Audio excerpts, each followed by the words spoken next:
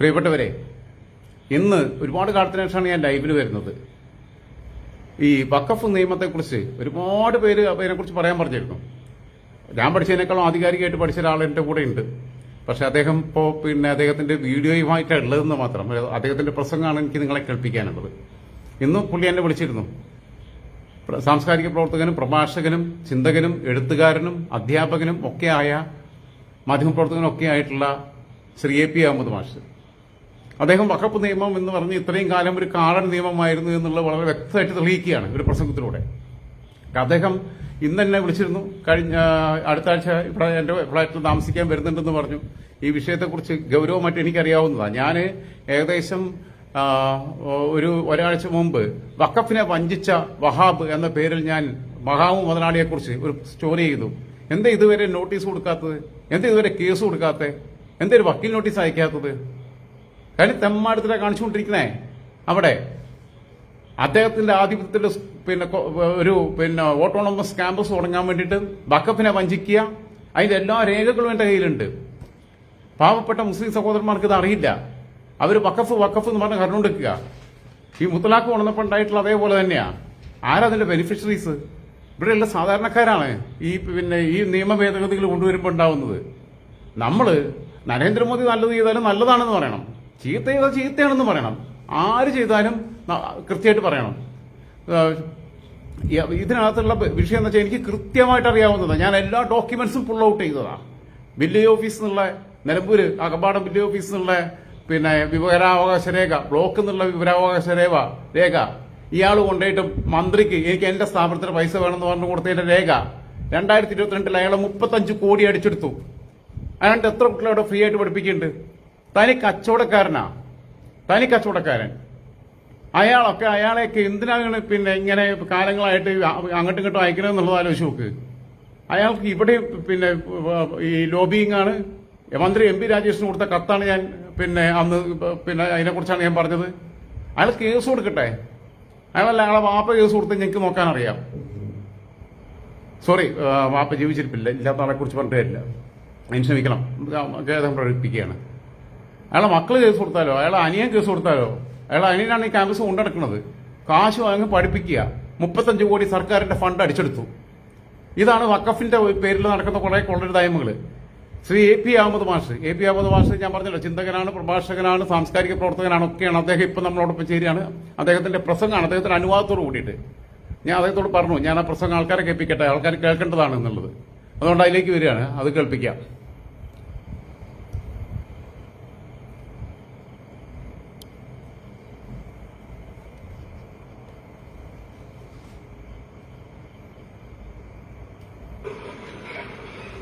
സമാദരണീയനായ അധ്യക്ഷൻ ഉൾപ്പെടെയുള്ള വേദിയിലെ എല്ലാ അതിഥികളെയും ഞാൻ ആദരപൂർവ്വം വണങ്ങുന്നു. ഹിന്ദു ഐക്യവേദിയുടെ ഈ കൺവെൻഷനെ ഞാൻ ആദരപൂർവ്വം അഭിവാദ്യം ചെയ്യുന്നു. ബാബുവേട്ടൻ പൂവമ്പഴം കൊണ്ട് കഴുത്തിറക്കുക എന്ന് പറയും ഞങ്ങളുടെ നാട്ടില്. സംസാരിക്കാൻ നിൽക്കുമ്പോൾ സൂക്ഷിക്കേണ്ട കാര്യങ്ങൾ കൃത്യമായി അദ്ദേഹം പറഞ്ഞിട്ടുണ്ട്. ഞാൻ ഏതാനും മിനിറ്റുകൾ എടുക്കുന്നുള്ളൂ. തീർച്ചയായിട്ടും ഞാൻ ദേശമാണ് പ്രധാനമെന്ന് വിചാരിക്കുന്ന ഒരാളാണ്. ഈ രാജ്യത്തിന്റെ സകല സമ്പത്തും ദേശത്തിന്റേതാണ് എന്ന് വിചാരിക്കുന്ന ഒരാളാണ്. നിർഭാഗ്യവശാൽ നമ്മുടെ നാട് കുട്ടിച്ചോറാക്കുന്ന ഒരു കൂട്ടരുണ്ട്. അവർ പരലോകത്തിന് വേണ്ടി മരിക്കാൻ പരാക്രമം കാണിക്കുന്നവരാണ്. ഞാൻ തീർച്ചയായും എന്തെങ്കിലും ഒരു കോസിന് വേണ്ടി ഒരു ഇന്ത്യൻ പൗരൻ മരിക്കേണ്ടതുണ്ടെങ്കിൽ അത് ദേശത്തിന് വേണ്ടി മാത്രമാണ് എന്ന് വിചാരിക്കുന്ന ഒരാളാണ്.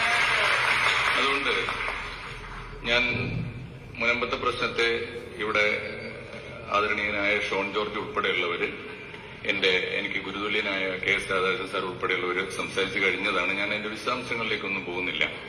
ഒരു കാര്യം ഈ കൺവെൻഷൻ ഊന്നി വിശ്വസിക്കുകയും ഉറക്കെ പറയുകയും ചെയ്യണം എന്ന് ഞാൻ വിചാരിക്കുന്നു. അത് നമ്മുടെ ഭരണഘടനയ്ക്ക് അതീതമായ ഒരു ശക്തിയും ഈ രാജ്യത്ത് ഭരണത്തിന്റെ അല്ലെങ്കിൽ തണലിൽ വിരിഞ്ഞു വരാൻ പാടില്ല. വഖഫ് നിയമങ്ങൾ മാറണം. വഖഫ് നിയമങ്ങൾ അടിയന്തരമായി അടിസ്ഥാനപരമായി പരിഷ്കരിക്കണം എന്ന് ഞങ്ങളെപ്പോലുള്ളവർ പറയുന്നതിന്റെ യഥാർത്ഥ കാരണം ഇവിടെ പറഞ്ഞതിനപ്പുറത്താണ്. ഞാൻ പറയേണ്ട ചില കാരണങ്ങളുണ്ട്. വഖഫ് ബോർഡിന്റെ ഇരകളായി തീർന്ന കേരളത്തിലെ ഏറ്റവും വലിയ കമ്മ്യൂണിറ്റി മുസ്ലിം കമ്മ്യൂണിറ്റിയാണെന്ന് തെളിവുകൾ വെച്ച് ഞാൻ പറയും. വഖഫ് ബോർഡിന്റെ പരാക്രമങ്ങൾക്ക്, അതിക്രമങ്ങൾക്ക്, തീരാത്ത ലിറ്റിഗേഷൻ, ഒരിക്കലും തീരാത്ത കേസുകൾ, ഇതിനൊക്കെ ഇപ്പോ ടീച്ചർക്കൊക്കെ നന്നായിട്ട് അറിയായിരിക്കും. ഒന്നും വേണ്ട, നമ്മളിപ്പോ നിസാർ കമ്മീഷനെ കുറിച്ച് ഇവിടെ എല്ലാവരും പറഞ്ഞല്ലോ, പരാമർശിച്ചല്ലോ. നിസാർ കമ്മീഷന്റെ വളരെ ദീർഘമായ റിപ്പോർട്ടാണ് 2007 VS അച്യുതാനന്ദൻ ഗവൺമെന്റ് കൊണ്ടുവന്നു. 2009 സമർപ്പിക്കപ്പെട്ട ആ റിപ്പോർട്ട് ഞാൻ പല കാര്യങ്ങൾക്കായിട്ട് ഇങ്ങനെ മറിച്ചു നോക്കുമ്പോൾ സങ്കടം വരും.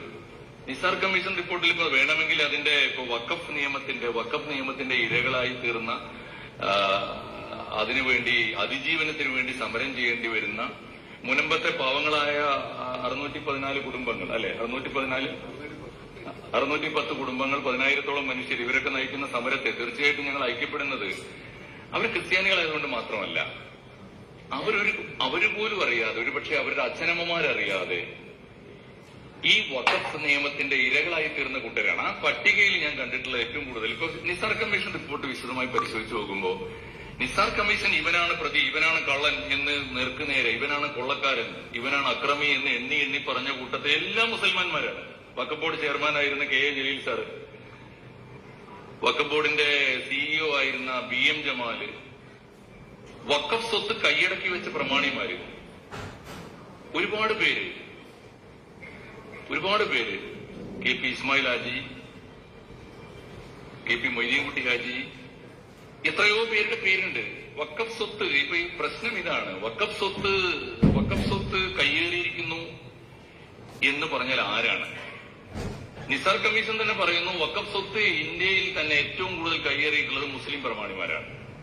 അതുകൊണ്ട് വഖഫ് നിയമം ഇതിന്റെ ഏറ്റവും കൂടുതൽ ഇരകളായിരിക്കുന്നത് ഈ പ്രമാണിമാര് കയ്യേറിയിട്ട് കൈമാറി വിറ്റഴിച്ചിട്ട് പിന്നീട് ഒഴിഞ്ഞു കൊടുക്കേണ്ടി വരുന്നു. 3-4 തലമുറകൾക്ക് ശേഷം അത് ഒഴിഞ്ഞു കൊടുക്കേണ്ടി വരുന്ന പാവപ്പെട്ട മുസൽമാനുമാണ്. അതുകൊണ്ട് വഖഫ് നിയമം പരിഷ്കരിക്കേണ്ടത് ഇന്ത്യയിൽ ആദ്യം പാവപ്പെട്ട മുസൽമാന്റെ കൂടി അവകാശമാണ്, അല്ലെങ്കിൽ ആവശ്യമാണ് എന്നാണ് ഞാൻ പറയുന്നത്. വഖഫ് നിയമം ഏറ്റവും കൂടുതൽ ആ നിയമത്തെ വെല്ലുവിളിച്ചതും, ആ നിയമത്തിനെതിരായി വഖഫ് ഭൂമി കൈയടക്കി വെച്ചതും, അത് വഴിമാറി വിറ്റതും ഒക്കെ മുസ്ലിം പ്രമാണിമാരുടെ പട്ടിക വളരെ വലുതാണ് എന്ന് നിസാർ കമ്മിറ്റി റിപ്പോർട്ട് വിശദമായിട്ട് പറയുന്നുണ്ട്. ജസ്റ്റിസ് നിസാർ നമ്മുടെ ലോ സെക്രട്ടറി കൂടിയായിരുന്നു എന്നാണ് എന്റെ ഓർമ്മ. അദ്ദേഹം നമ്മുടെ നിയമകാര്യ സെക്രട്ടറി ആയിരുന്നു, ജഡ്ജിയായിരുന്നു. ആ റിപ്പോർട്ട് ഒന്ന്, വഖഫ് ബോർഡ് നിയമവിരുദ്ധമായി പ്രവർത്തിക്കുന്നു എന്ന് മാത്രമല്ല, വഖഫ് ബോർഡ് ഭരണകൂടത്തിനെതിരാണ്. ആരാണ് വഖഫ് ബോർഡ്? വഖഫ് ബോർഡ് ഇന്ത്യയിൽ 32 വഖഫ് ബോർഡ് ഉണ്ട്. സെൻട്രൽ വഖഫ് ബോർഡ് ആയാലും സ്റ്റേറ്റ് വഖഫ് ബോർഡുകളായാലും ഈ വഖഫ് ബോർഡുകളെല്ലാം കൂടി ചേർന്ന് 32 ഉണ്ട്. ഈ കേന്ദ്രഭരണ പ്രദേശങ്ങൾക്കും എല്ലാം ചേർന്നിട്ട് ഈ വഖഫ് ബോർഡിനെ നിയമിക്കുന്നത് അതാത് ഗവൺമെന്റുകളാണ്. കേന്ദ്ര വഖഫ് ബോർഡിനെ കേന്ദ്ര ഗവൺമെന്റ് നിയമിക്കും, പക്ഷേ സ്റ്റേറ്റ് വഖഫ് ബോർഡിനെ സ്റ്റേറ്റ് ഗവൺമെന്റുകൾ നിയമിക്കും. പക്ഷെ അപകടം എവിടെയാണെന്നറിയോ? ഗവൺമെന്റ് വിചാരിച്ചാൽ പോലും അതിന്റെ സ്ട്രക്ചർ മാറ്റാൻ പറ്റില്ല. ആരെ നിയമിക്കണം? ഇപ്പൊ ഞാനൊരു ഉദാഹരണം പറയാം. ഇപ്പോഴത്തെ വഖഫ് ബോർഡിൽ 10 പേരുണ്ട്. 10 പേര് അഡ്വക്കേറ്റ് സക്കീറാണ് ചെയർമാൻ. എന്തിനാണെന്ന് അറിയില്ല, നമ്മുടെ നികുതി പണം തിന്നു മുടിക്കാനായിട്ട് ഇങ്ങനെ റിസർവ് ചെയ്ത് വെച്ച ചില പോസ്റ്റുകളുണ്ട്. അഡ്വക്കേറ്റ് സക്കീർ ആരായിരുന്നു? 5 കൊല്ലം PSC ചെയർമാൻ. അതിന്റെ പെൻഷനും കാര്യങ്ങളുമായിട്ട് പിന്നെ അദ്ദേഹം വരുന്ന വഖഫ് ബോർഡിനെ ഭരിക്കാൻ. അതേ സക്കീർ PSC ചെയർമാൻ ആയിരിക്കാൻ അഡ്വക്കേറ്റ് ആവണമെന്നില്ല. വഖഫ് ബോർഡിന്റെ ചെയർമാൻ ആയിരിക്കാൻ സയ്യിദ് ഉമർ അലി ശിഹാബ് തങ്ങൾക്ക് ഇരിക്കാവുന്ന പോസ്റ്റാണ്. അതിനും വക്കീലാവണ്ട. ഈ ഒരു വക്കീലിനെ സ്ഥിരമായിട്ട് CPM ഇങ്ങനെ കൊണ്ടു നടക്കുകയാണ്. ഇത് തീരുമ്പോഴേക്ക് ഏത് പോസ്റ്റാണ് ഒഴിവരികയെന്ന് എനിക്കറിയില്ല. അഡ്വക്കേറ്റ് സക്കീറാണ് ഒന്ന്. ഒരു സക്കീർ ഹുസൈനാണ് അതിന്റെ CEO. ഇത് രണ്ടും കഴിഞ്ഞ് 10 പേരാണ് അതിനകത്തുള്ളത്. ഈ 10 പേരുടെ പ്രത്യേകത എന്താണെന്നറിയോ? ഇവിടെ ഞാൻ പറയുന്നത് ആരധികാരത്തിൽ വന്നാലും മാറ്റാനാവില്ല അതിന്റെ ഘടന. ഇപ്പോ ഇടതുപക്ഷം ഭരിക്കുന്ന ഗവൺമെന്റ്, പിണറായി വിജയന്റെ ഭരണം 5-8 കൊല്ലമായല്ലോ. ഈ ഗവൺമെന്റിന്റെ വഖഫ് ബോർഡും ഒരു കാര്യമില്ല. 10-20 കൊല്ലമായിട്ട് ആരാണോ അതിനകത്ത് അള്ളിപ്പിടിച്ചിരിക്കുന്നത്, ആരാണോ അതിനകത്ത് കൊടിയ അഴിമതികൾ നടത്തിയത്, ആരാണോ വലിയ ക്രമക്കേടുകൾ നടത്തിയത്, ആരാണോ വലിയ ജനദ്രോഹം നടത്തിയത്, അവര് തന്നെയാണ് ഇപ്പോഴും. എന്താ കാരണം എന്നറിയോ? ഇതിനകത്ത് 2 കോട്ടയുണ്ട്. ഒന്ന് മുത്തവല്ലി കോട്ട എന്ന് പറഞ്ഞാൽ വഖഫ് ബോർഡിന്റെ സ്വത്ത്, വഖഫിന്റെ സ്വത്ത് അതാത് പ്രദേശങ്ങളിൽ അതിന്റെ കൈകാര്യകർത്താക്കളായി ഏൽപ്പിച്ചു കൊടുത്തവർക്കാണ് മുത്തവല്ലി എന്ന് പറയാം. പള്ളിയാണെങ്കിൽ പള്ളി കമ്മിറ്റി സെക്രട്ടറി, അല്ലെങ്കിൽ യത്തീംഖാനയാണെങ്കിൽ അതിന്റെ സെക്രട്ടറി. ഇങ്ങനെയുള്ള ആളുകളാണ്. എവിടെയാണോ വഖഫ് സ്വത്ത് ഉള്ളത് അതിന്റെ കൈകാര്യകർത്ത. ഇവരൊക്കെ കൂടി ഒരു യൂണിയൻ ആയാൽ 2 പേരെ തെരഞ്ഞെടുക്കാം. ആകെ 10 ചെയർമാനും CEOക്കും വോട്ടില്ല. സാധാരണ ഇത് ചെയ്യാറില്ല. പിന്നെ 8 8-നകത്ത് നിന്ന് മുത്തവല്ലിമാര് 2. ആരാ ഇപ്പോന്നറിയോ? MC മായനാജിയാണ് 1. എത്ര കാലമായിട്ട് MC മായനാജി മുസ്ലിം ലീഗിന്റെ നേതാവാണെന്ന് മാത്രമല്ല സുന്നികളുടെ നേതാവാണ്. വഖഫ് ബോർഡിൽ അദ്ദേഹം ഇരുന്ന കാലത്ത് ഒരിക്കലും തീരാത്ത തരത്തിലുള്ള അഴിമതിയുടെ വലിയ കറവരേണ്ട മനുഷ്യനാണ്. ഇപ്പോഴും അദ്ദേഹം തന്നെയാണ്. സാക്ഷാൽ ഈ നമ്മൾ പറയുന്ന ഇരട്ടച്ചങ്കന്മാരൊക്കെ നാട് ഭരിക്കുമ്പോഴും അത് തന്നെയാണ് സംഭവിക്കുന്നത്. അവർക്കൊരു ഇളക്കവും തട്ടിയിട്ടില്ല വഖഫ് ബോർഡിൽ. 2 മുത്തവല്ലിമാരുടെ കോട്ടയിൽ വന്ന ഒരാൾ അഡ്വക്കേറ്റ് പി വി സൈനുദ്ദീനാണ്. നമ്മുടെ തലശ്ശേരിയിലെ കെ ഇ സാഹിബിന്റെ തലശ്ശേരിയിൽ മമ്മൂക്കൈ സാഹിബിന്റെ പുത്രനാണ്, അഡ്വക്കേറ്റാണ്. അദ്ദേഹമാണ് വേറൊരു മെമ്പർ. പിന്നെ ഈ മതസംഘടനകളുടെ പ്രതിനിധിയായിട്ട് പിന്നെ ഒരാള് ബാർ കൌൺസിലാണ്. ബാർ കൌൺസിൽ മിക്കവാറും അറിയാലോ, ഓരോരുത്തർക്ക് പറ്റിയവരെ നിയമിക്കും അതാത് കാലത്ത്. ബാർ കൌൺസിലിന്റെ ഒരു ഷാജഹാൻ, അഡ്വക്കേറ്റ് ഷാജഹാനാണ് ഇപ്പോ. ബാർ കൌൺസിലിന്റെ ഷാജഹാൻ ഈ കേസുകളിലൊക്കെ ഇത്തരം കേസുകളിൽ നേരത്തെ പരാതി വന്നയാളാണ്. അദ്ദേഹം തന്നെ ആ കോട്ടയിൽ ഇപ്പോഴും ഇരിക്കുന്നത്. പിന്നെ ആകെ എനിക്ക് തോന്നുന്ന മതസംഘടനകളുടെ പ്രതിനിധികളായിട്ട് വന്ന രണ്ട് സ്ത്രീകളുണ്ട്. ഒരാൾ ഒരു ശ്രീമതി റസിയാണ്, വേറെ ഒരു രഹനയാണ്. അറിയാലോ, കാരണം വനിതാ പ്രാതിനിധ്യത്തിന് വേണ്ടി മുസ്ലിം സംഘടനകൾക്ക് കൊടുക്കുമ്പോൾ ആരെയാണ് നിയമിക്കുക നമുക്ക് ഊഹിക്കാവുന്നേ ഉള്ളൂ. 2 പിന്നെ ഉള്ളത് MLA മാരാണ്. ഒന്ന് ഭരണകക്ഷി MLA ആണ്, ഒന്ന് പ്രതിപക്ഷ MLA ആണ്. ഒന്ന് ഭരണകക്ഷി MLA ആയിട്ട് വന്നിട്ടുള്ളത് നമ്മുടെ നൌഷാദ് MLA ആണ്. പ്രതിപക്ഷ MLA ആയിട്ട് P ഉബൈദുള്ളയാണ്. MP മാരുടെ കോട്ടയിൽ PV അബ്ദുൽ വഹാബാണ്. ഒന്ന് ആലോചിച്ചു, ഇവർക്ക് MP മാരെ തെരഞ്ഞെടുക്കണമെങ്കിൽ തന്നെ എന്തെല്ലാം വഴിയുണ്ട്. ഇതിന് ഞാൻ പറഞ്ഞു വന്നൊരു കാര്യം, ഇതിന്റെ ഒരു വലിയ പരിമിതിയാണ്. വഖഫ് ബോർഡിനെ നിയമിക്കുന്നത് അതാത് ഗവൺമെന്റുകളാണ്. അങ്ങനെയാണെങ്കിൽ നമുക്ക് പറയാം, BJP ഭരിക്കുന്ന സംസ്ഥാനങ്ങളിലൊക്കെ BJP ഗവൺമെന്റ് ആണല്ലോ നിയമിക്കുക. ഗവൺമെന്റ് വിചാരിച്ചാലും പോലും ഇതിന് സംശുദ്ധമായ ഒരു ഭരണക്രമം ഉണ്ടാക്കിയെടുക്കാൻ സാധിക്കാത്ത വിധത്തിൽ ഇതിന്റെ സ്ട്രക്ചർ അങ്ങേയറ്റം അപകടം പിടിച്ചതാണ്. അതാണ് ഇതിന്റെ കാര്യം. അതുകൊണ്ടാണ് നിയമം മാറണം, മൗലികമായി ഇത് പൊളിച്ചെഴുതണം എന്ന് നമ്മൾ പറയുന്നത്. അതുകൊണ്ടാണ്. ഒന്ന്, നിസാർ കമ്മിറ്റി നിയമിച്ചല്ലോ. ഞാൻ പറയുന്നത് കേരള ഗവൺമെന്റ് നിയമിച്ച നിസാർ കമ്മിറ്റി 1997 തൊട്ട് 10 കൊല്ലം 2007 വരെ വഖഫ് തിരിമറിയെക്കുറിച്ചുള്ള അഴിമതിയെക്കുറിച്ചുള്ള കേസുകൾ വന്നപ്പോൾ, ധാരാളം പരാതികൾ വന്നപ്പോൾ ഗവൺമെന്റ് നിയമിച്ച കമ്മീഷനാണ്. 10 കൊല്ലത്തെ ക്രമക്കേടുകൾ സഹിക്കാൻ പറ്റാഞ്ഞു. 10 കൊല്ലത്തിൽ മാത്രമേ പരിശോധിച്ചിട്ടുള്ളൂ. അത് പരിശോധിക്കാൻ വേണ്ടി നിയോഗിച്ച നിസാർ കമ്മിറ്റി. എന്നാ നിസാർ കമ്മിറ്റി വന്നത്? 2007 എന്റെ ഓർമ്മ 2007 ഏപ്രിൽ മാസം 5-ാം തീയതി, ഏപ്രിൽ മാസം 4-ാം തീയതിയോ മറ്റാണ് ആ കമ്മിറ്റി നിയമിച്ചത്. 10 ദിവസത്തിനകം അടിയന്തരമായി നമ്മുടെ വഖഫ് ബോർഡ് ചേർന്നു. വഖഫ് ബോർഡ് ആദ്യം പാസാക്കിയ പ്രമേയം എന്താണെന്നറിയോ? ഞങ്ങളോട് ചോദിക്കാതെ ഞങ്ങളെ പരിശോധിക്കാൻ ഒരു കമ്മിറ്റിയെ വെച്ചത് നിയമവിരുദ്ധമാണ്. ആലോചിച്ചപ്പോൾ സർക്കാർ നിയമിച്ച കമ്മിറ്റിയാണ്, ജുഡീഷ്യൽ ബോഡിയാണ്. ആ നിയമിക്കത് ഞങ്ങളോട് ചോദിക്കണമെന്ന് പറയുന്നു എന്ന് പറഞ്ഞാൽ അർത്ഥം ഇവര് ഒരിക്കൽ നിയമിച്ചു കഴിഞ്ഞാൽ നമ്മുടെ കയ്യിൽ നിന്ന് പോയ ഭരണഘടനാതീതമായ ഒരു ശക്തിയായിട്ട് വഖഫ് ബോർഡുകൾ മാറുന്നുണ്ട്. അതുകൊണ്ട് വഖഫ് ബോർഡിന്റെ നിയമങ്ങൾ പരിഷ്കരിക്കണം. ഒന്നാമത്തെ കാര്യം അതാണ്. ഇനി നിസാർ കമ്മിറ്റി എന്താ കണ്ടെത്തിയത്? നിസാർ കമ്മിറ്റിക്ക് സർക്കാർ പറഞ്ഞു, നിങ്ങളെ ക്രമപ്പെടുത്താനും നിങ്ങളുടെ തെറ്റുകുറ്റങ്ങൾ തിരുത്താനുമാണ് ഈ കമ്മിറ്റിയെ വെച്ചിട്ടുള്ളത്. ആ കമ്മിറ്റിക്ക് നിങ്ങൾ ശമ്പളം കൊടുക്കണം. കമ്മിറ്റിയുടെ ശമ്പളം തീർച്ചയായിട്ടും വഖഫ് ബോർഡിന്റെ കയ്യിൽ നിന്നാണ് കൊടുക്കണം എന്ന് പറഞ്ഞു. കൊടുക്കൂല. അടുത്ത ഉത്തരവാദം, ഞങ്ങൾ കൊടുക്കൂല. ഗവൺമെന്റിന്റെ തീരുമാനങ്ങളൊക്കെ നിരന്തരമായി ധിക്കരിക്കുന്ന ഒരു ബോഡിയായിട്ട് ഇത് നല്ല ബോധ്യമുണ്ടല്ലോ. സാക്ഷാൽ VS അച്യുതാനന്ദന് ബോധ്യമുണ്ട്.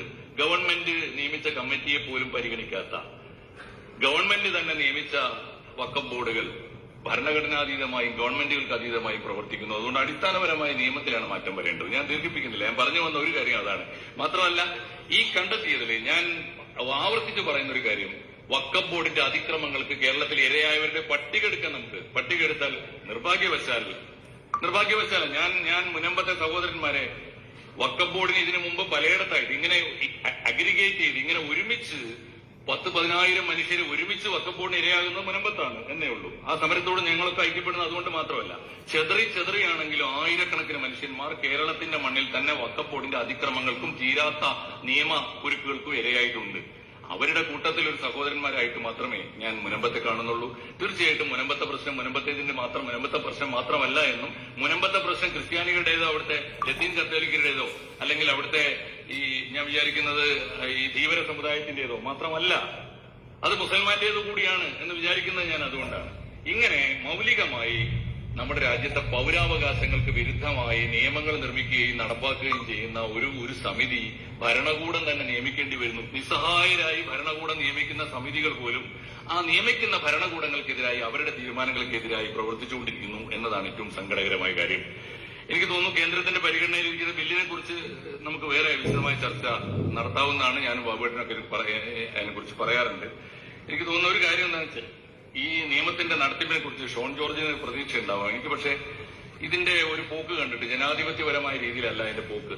കാരണം ഇത് ഞാൻ പാർലമെന്ററി ഈ വക്കഫുമായിട്ട് ബന്ധപ്പെട്ട ഹിസ്റ്ററിയിൽ അത്ഭുതകരമായ ഒരു കാര്യം കണ്ടത് കൃത്യം ഒരു കൊല്ലം മുമ്പ് 2023 ഡിസംബർ മാസം 8-ാം തീയതി നമ്മുടെ രാജ്യസഭയിൽ ബില്ല് വന്നിരുന്നു.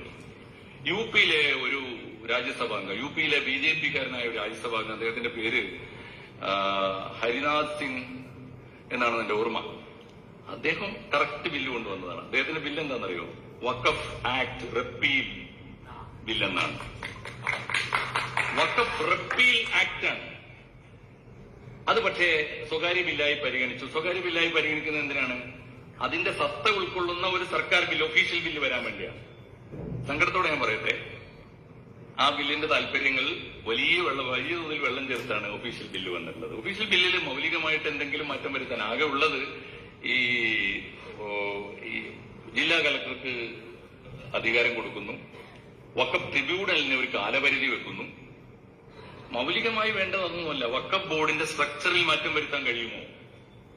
വഖഫ് ബോർഡിൽ ആരൊക്കെയാണ് പ്രതിനിധികൾ എന്ന് വെക്കുന്നതിന് ഇപ്പൊ അമുസ്ലിം പ്രതിനിധികളാവാം എന്നൊരു ക്ലോസ് വന്നിട്ടുണ്ട്. തീർച്ചയായിട്ടും നല്ല കാര്യം. ഒരു ജനാധിപത്യ രാജ്യത്തിന്റെ ഭൂസ്വത്ത് സംബന്ധമായ തർക്കങ്ങൾ തീർക്കുന്നത് എപ്പോഴും നല്ലത് ആ സമുദായക്കാരല്ല.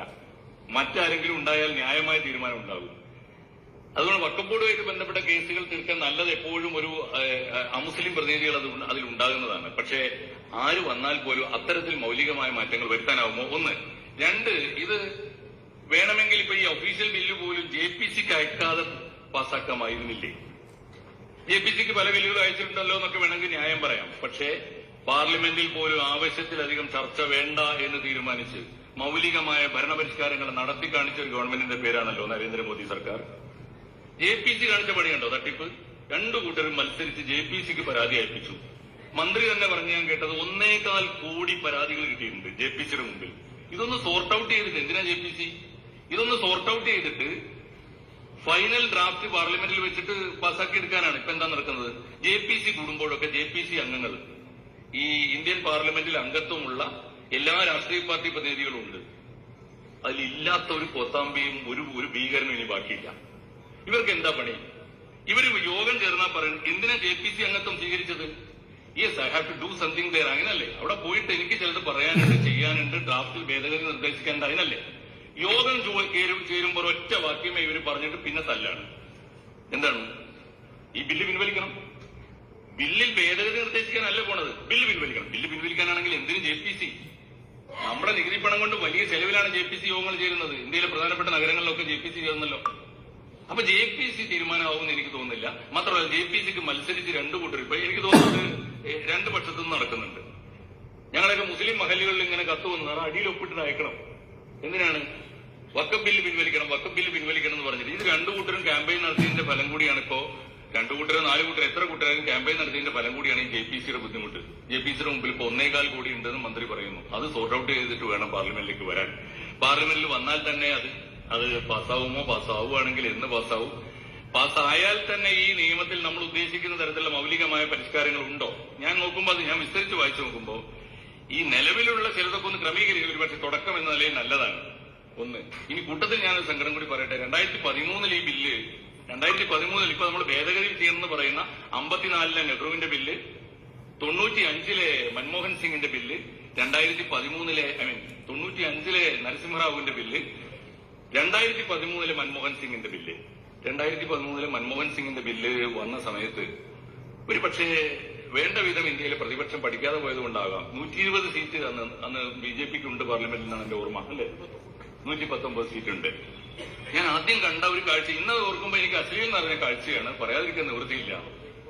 ഈ ബില്ല് പാർലമെന്റിൽ പാസ്സാക്കുമ്പോൾ ആദ്യം ചെന്ന് കെട്ടിപ്പിടിച്ച് അഭിനന്ദിക്കുന്നത് മുക്താർ അബ്ബാസ് നഖ്വിയാണ് എന്നത് ഓർക്കാത്തവരുണ്ടെങ്കിൽ ഓർക്കേണ്ടതാണ്. ഞാൻ പറയുന്നത് ഇതുകൊണ്ടൊന്നുമല്ല, എനിക്ക് എന്റെ സങ്കടം കൊണ്ടാണ്.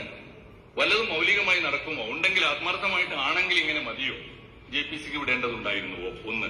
രണ്ട്, മൗലികമായ കാര്യം ഇപ്പൊ 2013 പഠിച്ചില്ല എന്നുള്ളൊരു കുറ്റമൊന്നുമല്ല. 2013 വഖഫ് ബില്ലിന്റെ അപകടം പഠിച്ചില്ല എന്നുള്ളൊരു കുറ്റമല്ല. ബെറ്റർ ലേറ്റ് ദാൻ നെവർ എന്ന് നമുക്ക് ആശ്വസിക്കാം. പക്ഷേ കുറെ കൂടി എനിക്ക് തോന്നുന്നു ഇത്തരത്തിലുള്ള ജനവിരുദ്ധവും ജനാധിപത്യ വിരുദ്ധവുമായ JPC പോലുള്ള സംവിധാനങ്ങൾക്ക് എറിഞ്ഞു കൊടുക്കേണ്ട ഒരു ബില്ല് ആയിരുന്നില്ല ഇത് എന്നും ആർട്ടിക്കിൾ 370 പോലെ, രാമക്ഷേത്ര നിർമ്മാണം പോലെ ഈ നോട്ട് നിരോധനം പോലെ യുദ്ധകാലാടിസ്ഥാനത്തിൽ നടപ്പാക്കേണ്ടിയിരുന്ന ഒരു നിയമമാണിത് എന്ന് മാത്രം പറഞ്ഞുകൊണ്ട് ഞാൻ മുനമ്പത്തെ പാവങ്ങളോടും അവർക്ക് വേണ്ടി ഒരു ദിവസം മുഴുവൻ ഐക്യപ്പെടുന്ന ഹിന്ദു ഐക്യവേദിയുടെ ഈ കൺവെൻഷനോടും ഐക്യപ്പെട്ടുകൊണ്ട് എന്റെ വാക്കുകൾ അവസാനിപ്പിക്കുന്നു. നമസ്കാരം. ബഹുമാനായ അഡ്വക്കേറ്റ് തോമസ് മാത്യു സാറിനെ ഈ കൺവെൻഷനെ ക്ഷണിക്കുകയാണ്.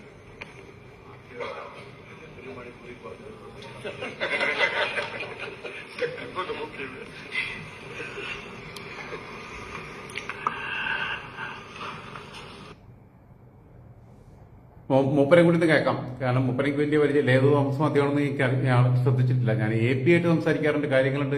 വഖഫിനെ കുറിച്ച് എനിക്ക് കൃത്യമായിട്ട് അറിയാം. കാരണം വഖഫിന്റെ പേരിൽ നടക്കുന്ന ചതികൾ, കൊടും ചതികൾ ഞാൻ പറഞ്ഞല്ലോ.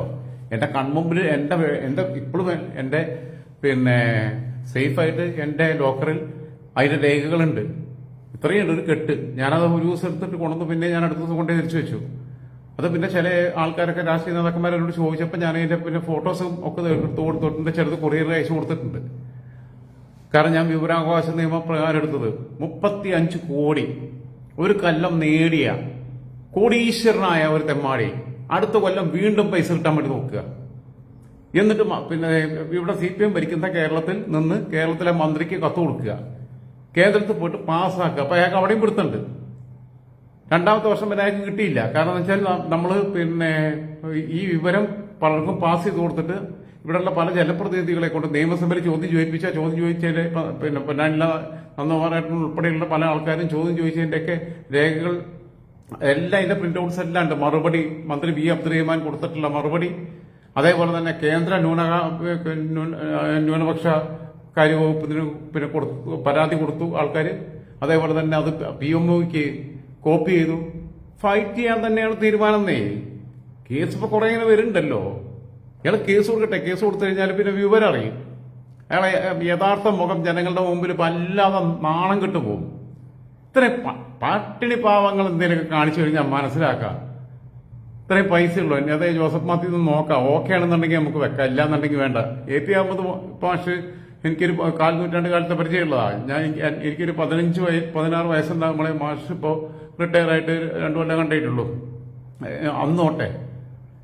പക്ഷെ പ്രായ വ്യത്യാസം എത്രയുണ്ടെങ്കിലും ഞങ്ങൾ തമ്മിൽ എന്താ അടുത്ത സൗഹൃദ. കാരണം എന്താ വെച്ചാൽ സമാന മനസ്കരാണ്. ഞങ്ങൾക്ക് ഹിന്ദു ഇല്ല, ക്രിസ്ത്യാനി ഇല്ല, മുസ്ലിം ഇല്ല, ഞങ്ങൾക്ക് CPM ഇല്ല, BJP ഇല്ല, കോൺഗ്രസ് ഇല്ല, ലീഗില്ല.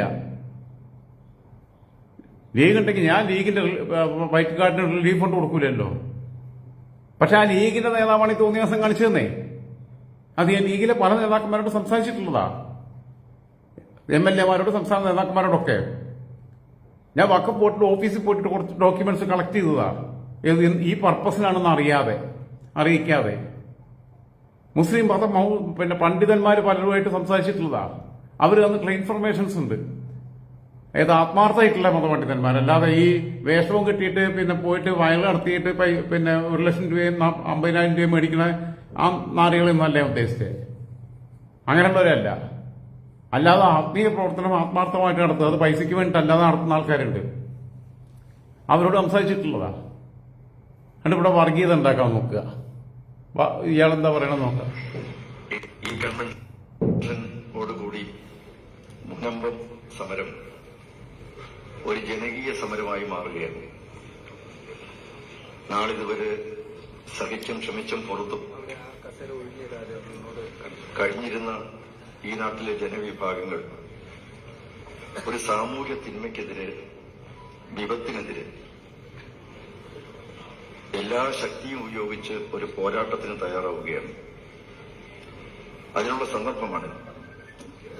എനിക്ക് മുമ്പ് പ്രസംഗിച്ചവർ വളരെ വ്യക്തമായി ആ കാര്യം സൂചിപ്പിച്ചു. ഈ സർക്കാർ ചെയ്യേണ്ട ഒരു പ്രധാനപ്പെട്ട കാര്യം വഖഫ് സ്വത്തുകൾ സംബന്ധിച്ച് എന്താണ് നിജസ്ഥിതി എന്ന് ജനങ്ങളോട് വളരെ വ്യക്തമായി പ്രഖ്യാപിക്കണം. ഏതൊക്കെയാണ് കേരളത്തിൽ വഖഫ് സ്വത്തുകൾ? ആർക്കും അറിയത്തില്ല. നാളെ രാവിലെ പുലരുമ്പോൾ ഇന്ന സ്ഥലം വഖഫ് ആണ് എന്ന് പ്രഖ്യാപിച്ചാൽ അത് വിട്ടുകൊടുക്കണം എന്നാണ് നിലവിലുള്ള നിയമം. ശരിയാ, അങ്ങനെ നിലവിൽ ഒരു നിയമം ഉണ്ടെങ്കിൽ